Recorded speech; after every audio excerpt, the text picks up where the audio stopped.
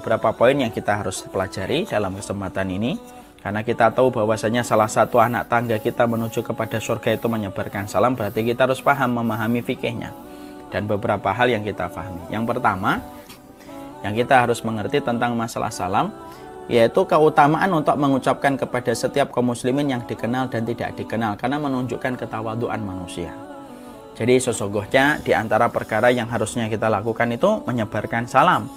Bukan hanya orang-orang muslim yang kita kenal, tetapi muslim yang tidak kita kenal. Makanya itu menunjukkan ketawaduan kita. Nah, makanya orang yang senantiasa mampu memberikan salam walaupun kepada orang yang dia tidak kenal, maka sesungguhnya itu menunjukkan ketawaduan yang dia miliki. Ya. Dan ini merupakan hal yang merupakan keutamaan yang besar.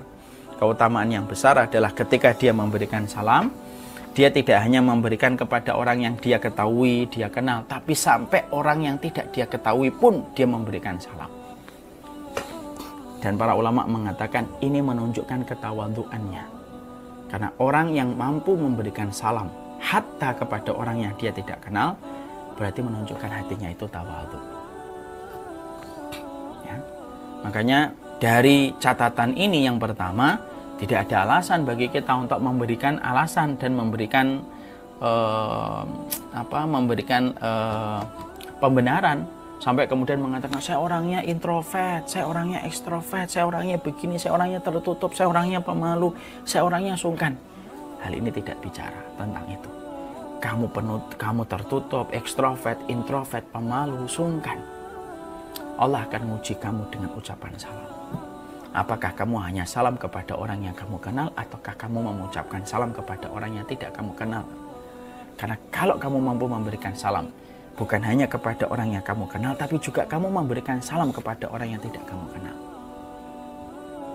maka sejatinya pada saat itu menunjukkan tawadhu'nya dirimu di dalam kamu mengucapkan salam walaupun kepada orang yang tidak kamu kenal. Makanya itu yang menjadikan kita memahami keutamaan bagi kita itu adalah bagaimana ketika kita itu mengucapkan salam. Di mana salam itu bukan hanya dikhususkan kepada mereka yang kita kenal, bahkan orang yang tidak kita kenal. Nanti komennya bagaimana? Jangan mengucapkan dan jangan mengharapkan komennya. Sampaikan salam. Apakah salam itu dijawab ataukah tidak, Anda ada masalah bagi kita. Karena apa? Karena mendapatkan jawaban itu bukan kewajiban kita. Kewajiban yang Allah berikan kepada kita, yang Allah janjikan keutamaan itu apa? Memberikan salam. Salam itu dijawab ataupun tidak, itu sudah terlepas dari apa yang tidak bisa kita kontrol. Karena itu antara dia dengan Allah. Saya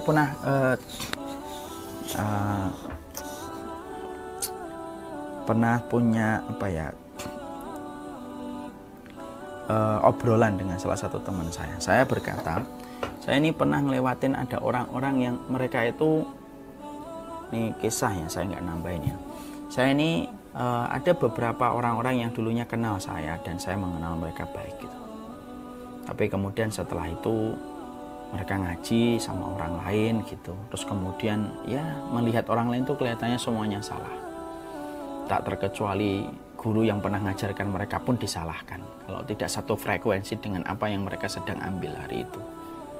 Nah, beberapa kali saya ketemu dengan orang-orang ini itu ketika memberikan salam sekali dua kali kadang-kadang tidak terjawab, ataupun kalau menjawab itu bermuka masam. Sempat saya itu udah lama ini, terus saya ngobrol-ngobrol dengan salah satu sahabat saya ini. Saya ini masya Allah ya, kalau ngasih salam gitu ya sama orang itu fulan gitu dan fulan gampang, tapi kalau ngasih salam sama yang ini sama ini kok susah ya. Teman saya itu masya Allah ngasih nasihatnya bagus. Dia berkata, antum itu kalau salamnya ikhlas akhi, mau dia jawab atau tidak mau jawab mah bukan masalah antum. Kasih aja salam walaupun dia bermuka masam, ngeliatin antum seakan-akan antum orang yang sesat di hadapan dia, tetap aja kasih salam. Masalah nanti dia jawab, masalah dia menampik ucapan salam antum, masalah dia kemudian begini dan begitu terhadap respon yang dia dapatkan ketika engkau mengucapkan salam. Kalau antum ikhlas, kata beliau, kalau antum ikhlas, tidak akan pernah memusingkan antum.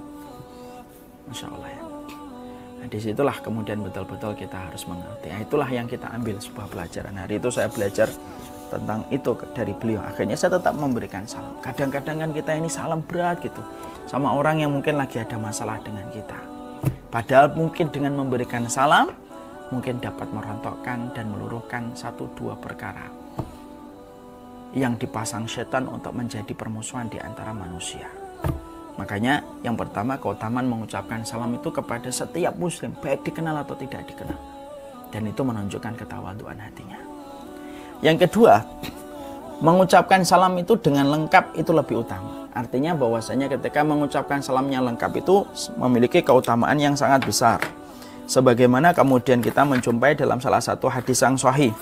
Dalam salah satu hadis yang diriwayatkan oleh Imam Tirmidzi dikatakan, An Imran bin Husain radhiyallahu anhu anna rajulan ja'ilan Nabi sallallahu alaihi wasallam faqala assalamualaikum qala Nabi asyr summa ja'a akhar assalamualaikum warahmatullah faqala Nabi ishrun summa ja'a akhar faqala assalamualaikum warahmatullahi wabarakatuh faqala Nabi salasun. Jadi dalam hadis riwayat Tirmidzi dikatakan ada orang yang datang lalu mengucapkan assalamualaikum, Nabi mengatakan ashrun 10, artinya dia mendapatkan 10 pahala.